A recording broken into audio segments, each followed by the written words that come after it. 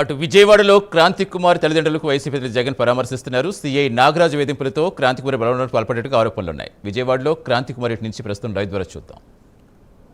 కుటుంబాన్ని పరామర్శిస్తే హృదయ విదారకమైన పరిస్థితి అక్కడ కనిపిస్తుంది. ఈ పెద్దమ్మ ఆ బాబు వాళ్ళ నాయనమ్మ, అన్న ఆ బాబు వాళ్ళ నాన్న.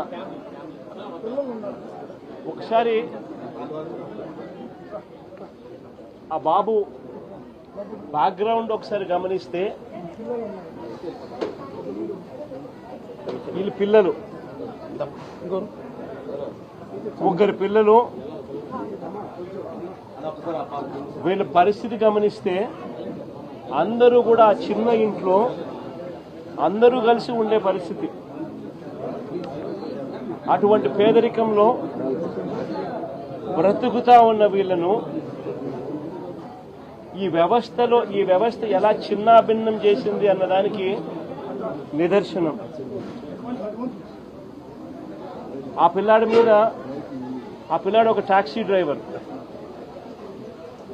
గత 8 సంవత్సరాలుగా ఆ పిల్లాడి మీద ఎటువంటి కేసులు కూడా లేవు. 8 సంవత్సరాల కిందట ఏదైనా చిన్న చిత్తగా కేసులు ఏదైనా ఉండింటే ఆ కేసులు కూడా కొట్టేశారు. ఏ కేసులోనూ ఆ పిల్లాడికి శిక్ష కూడా వల్ల 8 సంవత్సరాల కిందట ఏదైనా ఉండింటే కూడా.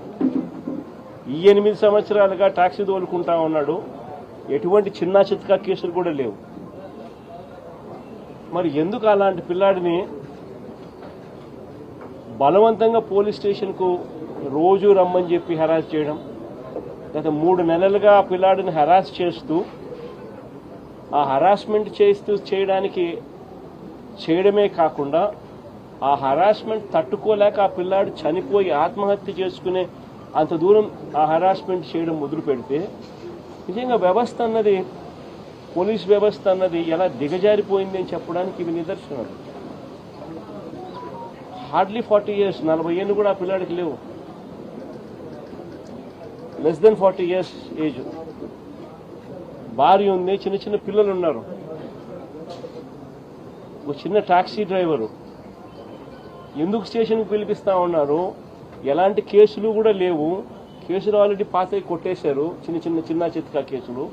8 సంవత్సరానికి ఎటువంటి చిన్న చితకా కేసు కూడా లేదు. టాక్సీ తోలుకునే వ్యక్తిని ఎందుకు పిలిపించినారు? 3 నెలలుగా ఆ పిల్లాడు ఇచ్చిన మరణ వాంగ్మూలం అంటే వీడియో రికార్డింగ్ ఒకసారి చూస్తే ఆ పిల్లాడు దాంట్లో మాట్లాడిన మాటలు ఏమిటి? 3 నెలల నుంచి నన్ను రోజు స్టేషన్కి పిలిపించి టార్చర్ చేస్తా ఉన్నారు అని. నాన్న వెంకటేశ్వరరావు అన్న ఆ పిల్లాడితో పోలీసులు చెయ్యకూడని పనులు ఆ పిల్లాడితో బలవంతంగా ప్రెజర్ పెట్టి చేయించేవాళ్ళు. అంటే ఏం జరుగుతూ ఉంది? ఎంత కూడా రాజధానిలో so called capital, so called రాజధాని చంద్రబాబు నాయుడు పక్కన ఉంటాడు. అమరావతి అనేది కాదు మన రాజధాని. సో కాల్డ్ విజయవాడ మన రాజధాని. వాస్తవం చెప్పాలి, అందరం ఇక్కడే ఉంటాం. కళ్ళెదిటే పోలీస్ స్టేషన్, కళ్ళెదిటే సిపి, కళ్ళెదిటే డీజీపీ, కళ్ళెదిటే ముఖ్యమంత్రి, కళ్ళెదిటే home ministers office. Sri Lanka police station వచ్చే పరిధి కూడా డైరెక్ట్గా సిపి పరిధి. ఇన్సిడెంట్ జరిగిన తర్వాత వాళ్ళ నాన్న పోయి ఆ వీడియో కూడా చూపించి, మరణ వాంగ్మూలంతో కూడిన ఈ వీడియోను కూడా చూపించి, నా కొడుకుని దారుణంగా చంపేసినానంటే కూడా సిపికి చూపించిన నో యాక్షన్. ఎందుకు ప్రొటెక్ట్ చేస్తా ఉన్నారు? అంటే క్లియర్ కట్గా రాజధానిలో ఒక రాకెట్ నడుపుతా ఉన్నారు.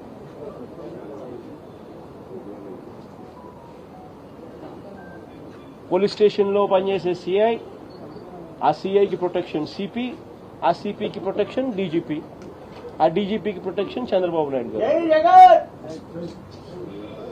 ఇదే మాదిరిగా ప్రొటెక్షన్ ఒకరికొకరు ఇచ్చుకుంటా పోలీస్ స్టేషన్లలో ఉండాల్సిన వీడియో కెమెరాలు, వీడియో ఫుటేజ్, పోలీస్ స్టేషన్లలో మ్యాండేటరీగా ఉండాల్సిన వీడియో ఫుటేజ్ డిలీట్ అయిపోయింది. 1 monthలో 2 మర్డర్ కేసులు, లాకప్ డెత్తులు. ఒకటి లాకప్ డెత్, రెండవది సూసైడ్.